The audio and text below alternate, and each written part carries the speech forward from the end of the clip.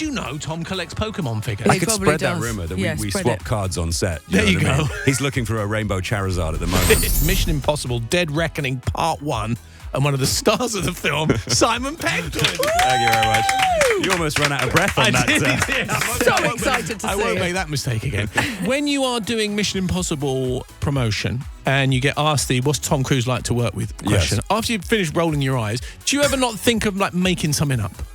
Well, the trouble is, people believe anything you say. Yes. Like, I've done that before. I've been glib about Tom, or I've made a joke about something, and immediately it becomes a story. Tom Cruise never says sorry for anything, according to Simon Pegg. we saw So that. you just have to kind of like give the boring answer, which is that he's a really nice guy. But can't you not say something so like I don't know, if we'd have met like he breeds earwigs or he's a keen Oh my God, he's a that's keen so potter. random. I don't know, there must be something that we could A keen potter would collects be a good Pokemon one. figures. Do you know Tom collects Pokemon figures? I He could probably spread that does. rumour that Yeah, we spread swap it. cards on set. There know you what I go. mean? He's looking for a rainbow Charizard at the moment. And So if we hear that on the red carpet when it premieres in a couple of weeks, then we know. know. it started We know here. it started here. How many have you done now? 5. Oh my God. I've been doing it 17 years. Oh my gosh. I know, it's incredible, isn't it? That is unbelievable. Yeah, and yeah. your character, Benji, I think, has developed a lot because he just used to sort of be like a little keyboard man. He was, yeah. And now he's a little bit more sort of out Yeah, in the he's- fields. He's sort of he's in the battle. Exactly, yeah. He started out as a lab technician in Mission Impossible 3. Hmm. And then in Ghost Protocol, he joined the field program, became an agent. And over the years since then, through Rogue Nation, Fallout, and now this one, he's kind of matured. He's become more experienced, slightly more battle weary. Hmm. He's a little bit under pressure in this one. He always is. But in this one, there's some emotional stuff, which was really fun to play. So, And yeah. when you started out, did you do your own tech? I mean, I know everyone asks if Tom Tom. Cruise does his own stunt. So I'm like, did you do your own tech? I can sort of pretend to type. just do. That's all I have to do. I'm always on the B side of these big stunts. So, Yeah. I'm sending him somewhere. I'm the one in the movie that sends him to the top of the mountain, which he has to jump off Yeah. on a motorbike. Yeah. So I get to be part of the stunts, but do nothing. It's the sweet spot, believe me. It's the the safest. best place to be. No yeah. insurance needed. None. And these films just keep getting bigger and bigger and bigger. Yeah. Every few years. Yeah. I was going to rewind the clock back to kind of Shaun of the Dead, Hot Fuzz times. Yeah. Just give us some compare what it was like making a film, making a film like that with In your like a friends, small with neighbourhood your in mates. North London. Yeah, exactly. Crouch To End. then kind Yeah, of, exactly. to what you're doing now. It's weird, the eye of the storm when you make a movie is always the same, really. You've got there's the director and there's the video village, the first AD, there's the actors.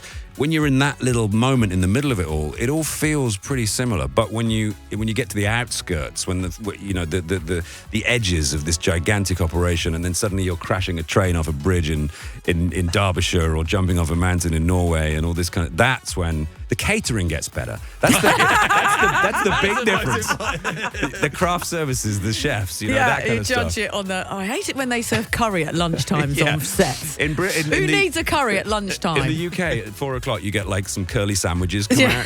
out, On a big production, there's like anything you want, any sandwich, any kind of meal, you get stuff brought to you in a small box. It's lovely. We touched briefly on the stunts that are involved. We've seen We've seen the video The for big one. the big one, the to opening kick one on off the. to Oh kick off my the film. God! That's Yeah. quite something. Do you turn up? Did you rock up and watch that stunt, or do you just hear about it? I did. I had offlines for the first part of the stunt when Tom skids up to the edge of the mountain and looks Yeah. over.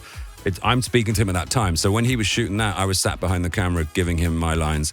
And then that afternoon, we all went up there. All the cast went up there to watch him do the stunt, which he did 7 times that day. Oh my God! And every single time is just a heart-stopping, terrifying moment. We'd just all be hanging on to each other. He'd go off the cliff, he'd disappear. There'd be a big pause while he fell, because he actually speaks. He delivers a line. delivers a line. In free fall. With a sh- in the sh- oh, what? Yeah. Before the Before chute he comes. opens the Yeah. chute. No. Yeah. And then we get this good canopy, which meant that, he was, at least the parachute was open. There was still a chance he could be pulled into the mountain and stuff. But that gap was always an eternity. Wow. Yeah. Heart And then beating when mouth. Amazing. it's okay, Tom's alive, then everyone breathes a sigh of relief. Yeah, yeah. Because there's always, he plans these things meticulously. He trains. There's nothing left to chance. But there is always a level of uncertainty, There's always something that could go wrong. So it's always a genuinely scary thing. Why is it that drives him to... is it that he's just, films aren't exciting enough for him anymore? What is it that drives him to do these things? When you go watch a movie and you see something spectacular, but it's CGI or it's a stuntman, you know, it's great, but you just know it's There's not something real. missing. Yeah. There I is get something that. missing, or it's a dodgy wig. Exactly. Yeah. And also if a stunt professional steps in for you, the acting stops. It's just the stunt. There's no acting within the stunt. The amount of films I've seen where suddenly a great actor becomes oddly bad, it's because, that's a stunt man. You only have to look at Superman 2 when they drop Lex Luthor down and he shakes a fist at General Zod. It's the worst acting. That's Gene Hackman. Gene Hackman wouldn't do that. So Tom knows that if you're watching the movie and it's authentic and it really happened, you're not thinking that's just Ethan Hunt. You're Yeah. thinking that's Tom Cruise That is him. risking his life for me. Yeah. Yeah. You know, it's He amazing. loves his craft. I He guess does. He's that's so it. passionate. It's a cliche and it's slightly nauseating that we're all saying, oh, he's great. But it is incredible, his degree of commitment and love and care for the audience. You know, he is risking his life because he wants to give the most authentic, most entertaining thing he can. He's so driven. Yeah. It's kind of, you know, I mean, we all feel, oh man, we got to be like this, you know, just to sort of not fall behind. You've got to keep up with him. The thing I love about him is that he always remembers everybody's names and he's perfectly charming to everybody, and he's a massive movie star. And I'm all about manners and being polite, and you just think how incredible that It he's must be like something that. it can't be this perfect, surely. My goodness, I think he gets so much attention, and he's so keen to just reflect it back the whole time. Yeah. Like he wants to kind of just send it back out because he gets tired. Right. But it's good that it doesn't suck the life out of the film, because often sometimes it's like a kind of Like a black hole. it's like a black hole, Yeah. and actually you forget what it is that we're all here to enjoy sometimes. Yeah. And he's keen that the reason this film is in two parts is because Kristen McQuarrie, the director, and Tom, they wanted it to be essentially about character, not about the stunts. The stunts are important, but if you don't invest emotionally in the characters, if you don't care, stunts don't mean anything because you're just watching someone you don't really care about fall off a cliff. So the desire was to give everybody their moment, every character a proper arc, proper depth, and to do that, we needed to kind of spread the story across two parts. It's called Mission Impossible: Dead Reckoning Part 1. I believe Part 2's next year. Is that? Do we know that, or am I Various just strikes notwithstanding, yeah, we hope so. Simon Pegg! Thank you.